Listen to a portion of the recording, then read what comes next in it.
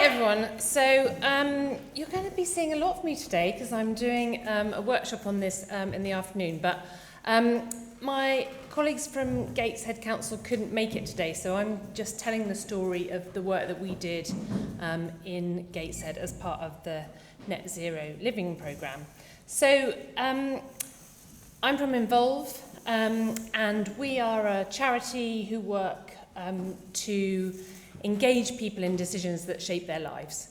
So we run kind of all sorts of deliberative processes and citizens' assemblies and juries and that sort of thing, going beyond consultation to get real participation in decisions that you as councils and as other bodies are making.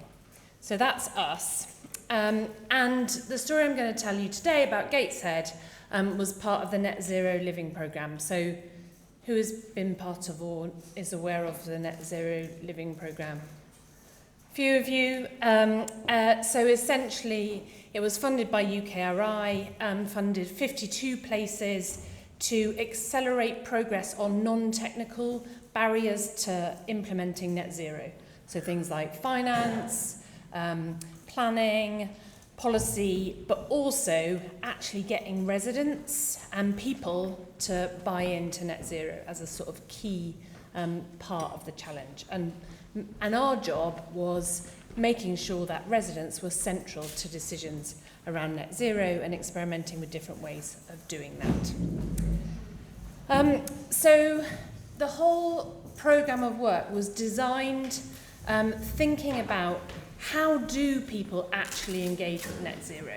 So we know it's a sort of communication challenge, we know it's a behaviour change challenge, and we also know that actually, from our perspective, we think it's a collaboration challenge.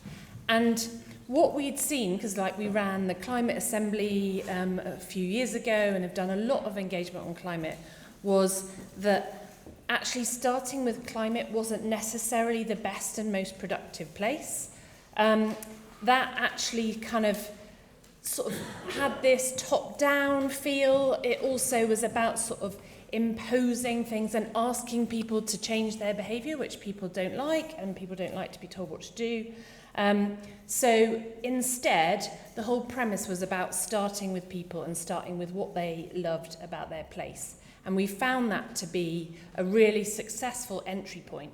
So if you take nothing else from any of the inputs I do today, starting with place and what people love and are proud of in their place, and then how the net zero agenda can deliver on that agenda is a really powerful starting point. So there's nothing as lovely as being heard. You want to be in a community where you're being heard. We're coming to the end of a fascinating programme. And it was really refreshing to hear everybody's discussions and debates. It's been very interesting taking part. The fact that the council wants to hear about what you have to offer just gives you that push. We're in White Hills Community Centre and we're working with 20 residents to come up with a set of recommendations and a vision for the future of energy in High Fells, Windy Nook and White Hills. We're here today speaking to residents because we can't do it alone. A lot of councils may feel that it adds extra work, but actually what involving citizens can do is add extra value to the project you're working on. I've always thought that there needs to be more participation in decision making like this from ordinary people. You know, people living here, they know the needs of the company, of the place, or whatever, of the community the best. We have a bunch of people who are not only passionate about their community but very articulate about how it can change. Our voices aren't being heard. We would like our voices to be heard. You know, we're people, we're human beings, we're not just residents on a spreadsheet. So it's quite important for them to understand what the community needs and delivering that to them. Otherwise, you're not going to get acceptance. The expectations have been exceeded, to be honest. We've got a very wide range of voices in the room. We've talked about a lot of things covering the energy and what's best. They would like us to come up with something like good solutions, perhaps. What the vision is an attempt to capture 3 days of discussion and debate, and we're going to present it shortly to the council. because you can see that the drive is born in from the council, and the council want to know exactly what the community needs. The vision's not a vision until you deliver it. And that's the key why we need to involve residents, because their knowledge of the subject and also their aspirations for making it, acceptable, fair to all, price capped. These are stuff that I've seen politicians and civil servants spend months to create strategies, and this group have got to conclusions that are valid and impactful in a matter of weeks, which is fantastic. It's giving me more confidence in the council and more trust. They've done it with humour and sensitivity, and they've listened very carefully and hard to what people have been saying. You can make changes in a way that works for people and not impose changes, and I think that's the really sort of important lesson. As local servants, we think sometimes we're the experts, and we must remember that everyone has a valid opinion.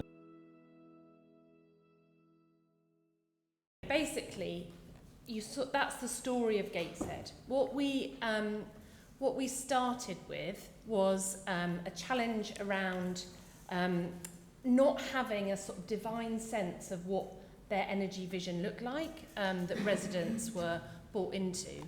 But at the same time, Gateshead had already started to roll out a district heat network and needed to get engagement from residents of the sort of additional rollout. They wanted they were doing a phase plan, and they'd done the first phase and wanted to advance that in a number of different areas. So we were asking them two questions. We were asking them, what do you want for your energy future for Gateshead, and how do you want this district heat network or any changes to the energy system to be rolled out? So that was kind of what we were engaging on. We did that through a process of something that we call citizen visioning. So we had a group of local people who were recruited by something called Sortition, which is a citizen lottery where you send letters to every household in the wards. Everyone gets to apply, and then we selected a group which represented a mini public, so a demographically representative sample of that area. And they came together on three Saturdays and went through a process of starting with, okay, what do you love about your wards? What do you love about Gateshead? What would you like to change? And then starting to learn about the energy system and the net zero challenge. How does that match up with what you love and what you want to change? And therefore, what do you recommend to the council? So that is essentially what we did. And that was feeding into their future energy strategy and also shaping that rollout of the district heat network. And what we found was there was a 35% increase in the knowledge of the participants on what the local authorities was doing around climate and net zero and the overall energy system. There was also an increase in confidence amongst the participants that actually the council was going to do something and that future was going to be positive. And everybody felt like their views were listened to.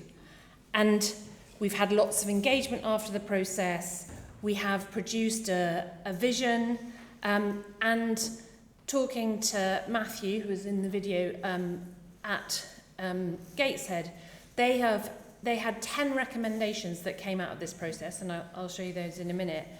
And of those, 60% of them are in progress, and 2 of them have been delivered. So they're really sort of tangible actions that are sensible and can be taken forward. And I think the important thing from these processes is that quite often those actions aren't revolutionary. They're not things that you might not have thought of yourselves, but they have that buy-in, and they're shaped in a way that works for that particular place. So in Gateshead, we had lots of conversations about industrial heritage and how do you sort of build on that. I think you're hearing from Wakefield later today, and we had similar conversations there as well. I'm probably running out of time, aren't I? Okay, so so that's the vision.